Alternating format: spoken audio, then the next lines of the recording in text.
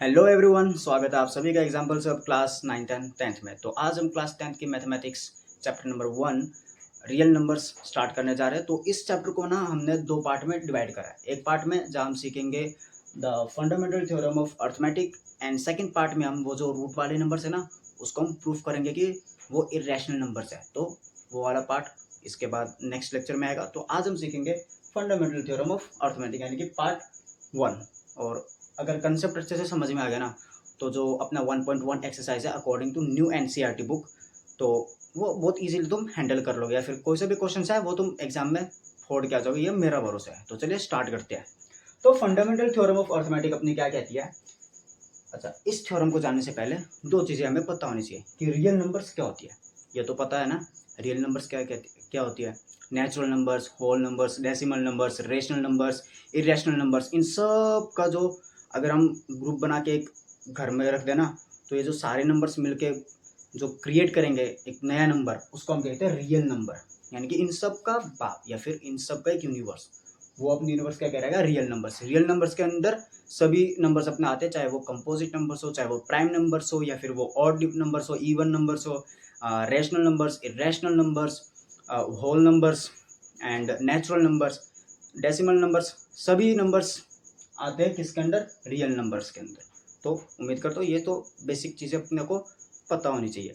अब उसके बाद इस थ्योरम को समझने के लिए हमें दो नंबर्स के बारे में जानना चाहिए। एक हो यानी कि पता होना चाहिए एक हिसाब से, एक अपना कंपोजिट नंबर्स और एक अपना प्राइम नंबर्स। अब देखो 10th में आ चुके हैं हम, तो कंपोजिट नंबर्स और प्राइम नंबर्स की चीज़ें हमें क्लियर होनी चाहिए। और अगर किसी को नहीं पता तो चलो बता देता हूँ। कंपोजिट नंबर्स वो नंबर्स होते हैं जिनके दो से ज़्यादा फैक्टर्स हो। फैक्टर्स का तो मतलब पता है ना, जिनको हम तोड़ सकते हैं, इनके कितने नंबर से हम उसको डिवाइड कर सकते हैं उसको हम फैक्टर्स कहते हैं। या फिर कितने नंबर्स को हम तोड़ सकते हैं, प्रोडक्ट के रूप में लिख सकते हैं, उसको हम फैक्टर्स कहते हैं।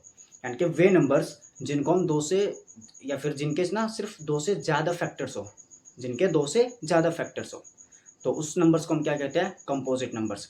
और वो नंबर्स जिनके सिर्फ और सिर्फ दो फैक्टर्स हो, भाई सिर्फ दो फैक्टर्स होने चाहिए, उससे ना कम और ना उससे ज़्यादा, तो वो वाले नंबर्स अपने क्या कहलाएंगे, प्राइम नंबर्स। फॉर एग्जाम्पल मैं अगर कहूँ कि 6 को लो, इसके अगर फैक्टर्स करोगे, एक तो 2 से हो जाएगा ये, एंड उसके बाद 3 से भी हो जाएगा अपना एक 1, एंड देन 6 इटसेल्फ।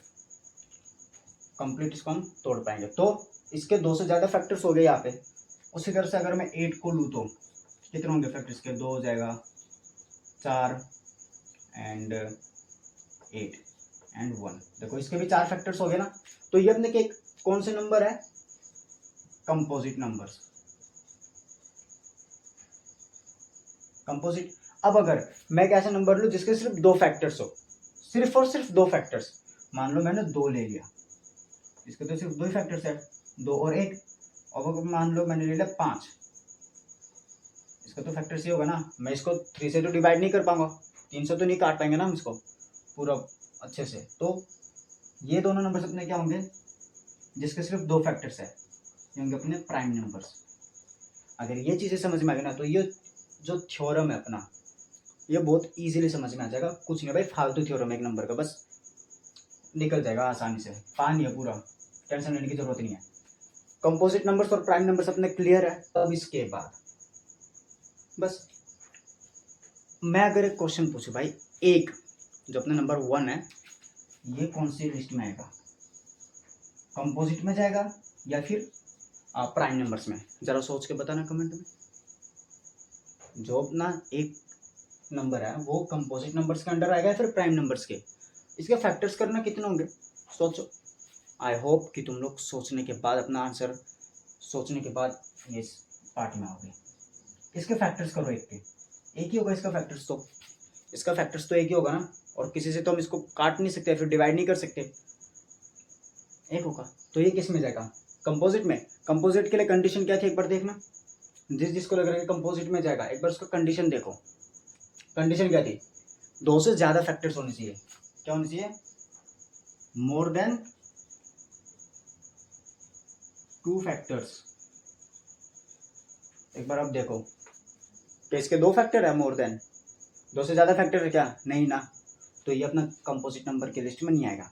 अच्छा, अब कुछ लोग सोचेंगे भाई प्राइम नंबर्स में आ सकता है, चलो देखते हैं।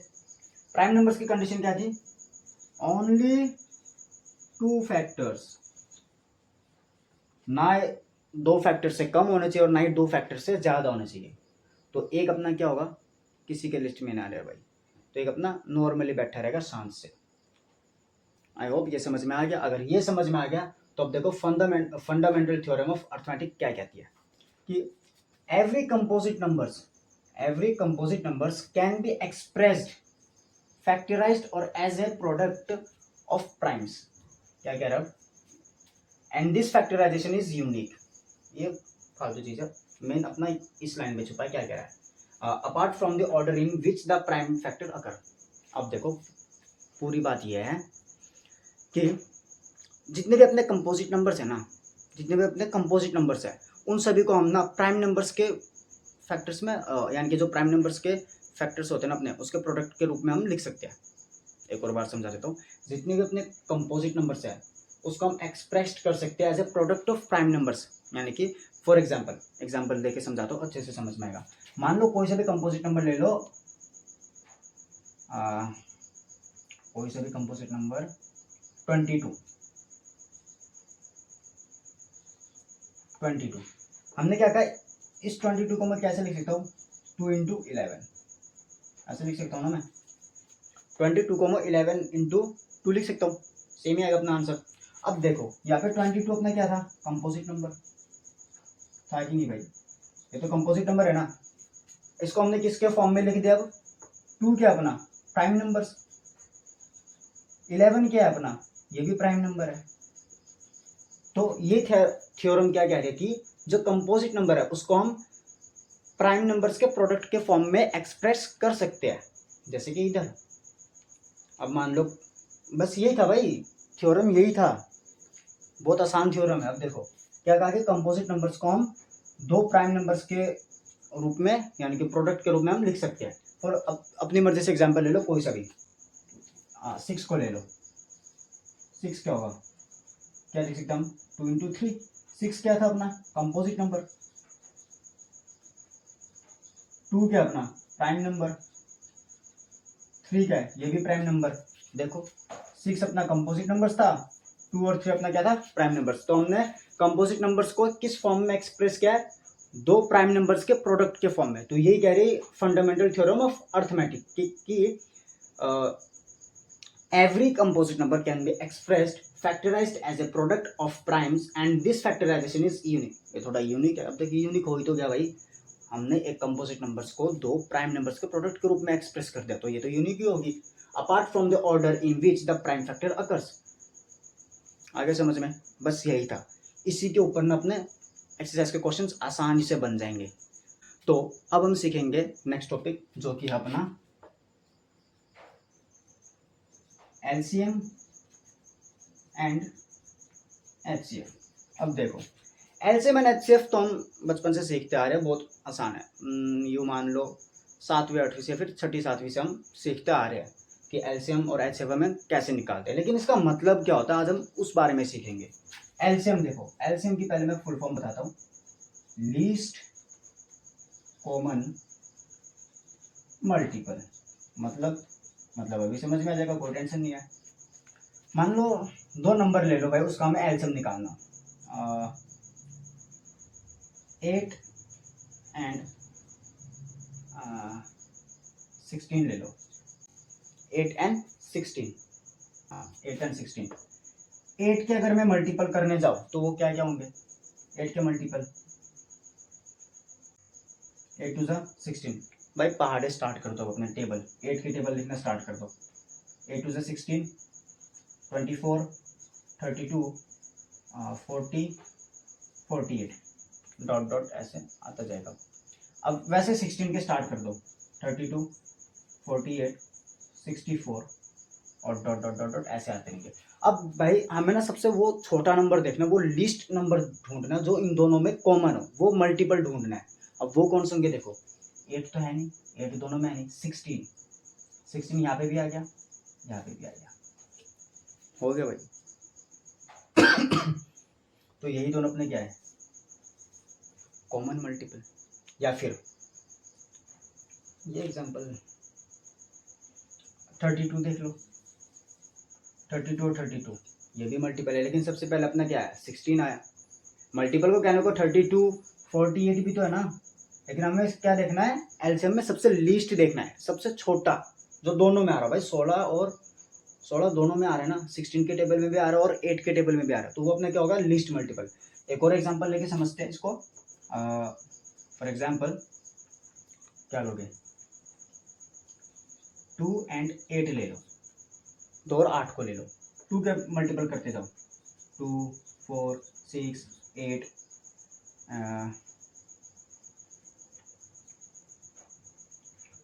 8 16 24 32, तो 8 देखो हो गया, इजी है ना वो।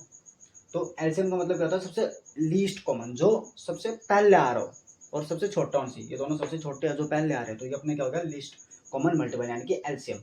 अब आगे बढ़ते हम एचसीएफ। एलसीएम अच्छा हम कैसे निकालते थे, एचसीएफ भी इसी में समझ जाओगे। मान लो मैं 2 और 8 का निकाल रहा हूँ, ऐसे निकालते थे ना हम, इसको करो 2 एकम 2 आ चुका है ये कंप्लीट, तो 2 का हम कैसे लिखेंगे 2 × 1। अब 8 को देखो, 8 को कैसे देखेंगे हम 2 चौके 8 2 दूनी 4 2 एकम 2 2 × 2 = 8। ये तो कॉमन हो गया अपना, ये जो कॉमन है ना दोनों में वो आ जाएगा अपना एचसीएफ। एचसीएफ क्या जगह जो अपना कॉमन है 2 और 1 अपना दोनों में कॉमन है, तो 2 आ जाएगा अल्टीमेटली अपना एचसीएफ। अब आता है एलसीएम। एलसीएम में हम क्या करते थे, जो कॉमन है उसका तो एक लिख लेते थे भाई, बस एक ही पेयर है तो एक 2 लिख दो इधर से। अब उसके बाद इधर से 1 निकाल दो, तो 1 को मल्टीप्लाई करने को दो वही आएगा, बाकी जो इधर अकेले बैठे ना उनको मल्टीप्लाई कर दो एलसीएम में। कितना आ गया 2 2 4 4 2 8।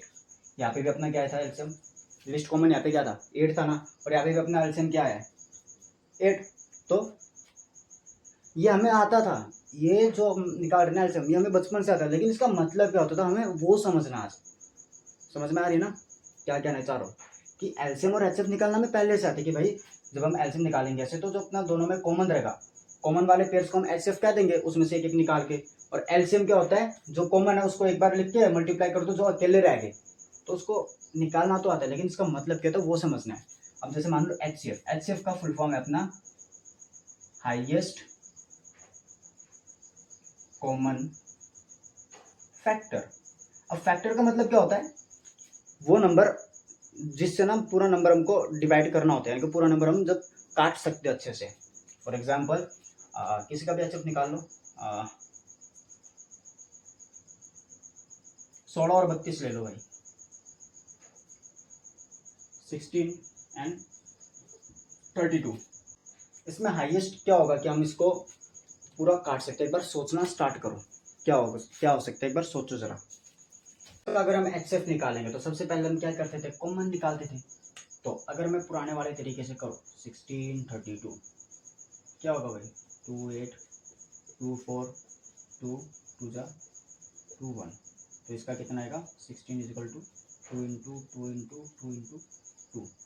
32 का क्या आएगा, एक स्टेप आगे बढ़ जाएगा 8 4 2 2 1। तो 32 का हम क्या लिख सकते हैं 2 2 2 2 2, एक अपना 2 एक्स्ट्रा आ जाएगा। हाँ सही है। तो यहाँ पे अपना ये कॉमन है, ये कॉमन है, ये कॉमन है और ये कॉमन है, यानी कि ऐसे अपना क्या निकल जाएगा यहाँ पे 2 × 2 × 2 × 2 400 कर दो भाई मल्टीप्लाई, 2 दूनी 4 दूनी 8 दूनी 16, तो 16, यानी कि 16 एक ऐसा नंबर है जिसको हम ना पूरा अच्छे से काट पाएंगे 16 को और 32 को। या फिर हम ये वाले जो हमने एग्जांपल लिया था यहाँ से भी हम निकाल सकते हैं कि अपने एचसीएफ क्या था 2 से, क्योंकि 2 से ना 2 को हम पूरा अच्छे से डिवाइड कर पा रहे हैं और 8 को भी हम अच्छे से डिवाइड कर पा रहे हैं। 2 4 8 2 2 1, पूरा अच्छे से हम दोनों नंबर्स को हम हाईएस्ट नंबर कौन सा था अपना यहाँ पे 2 था कि हम काट पाए, क्योंकि उसके बाद अगर हम हाईएस्ट नंबर लेंगे तो 2 नहीं कटेगा अच्छे से। तो आई थिंक अच्छे से समझ में आया होगा एलसीएम और एचसीएफ का मतलब, और साथ ही में फंडामेंटल थ्योरम ऑफ अर्थमेटिक। अब इससे रिलेटेड जो है ना क्वेश्चन अपने शुरू के 1.1 के, वो इजीली तुम कर पाओगे, ये मेरा भरोसा है।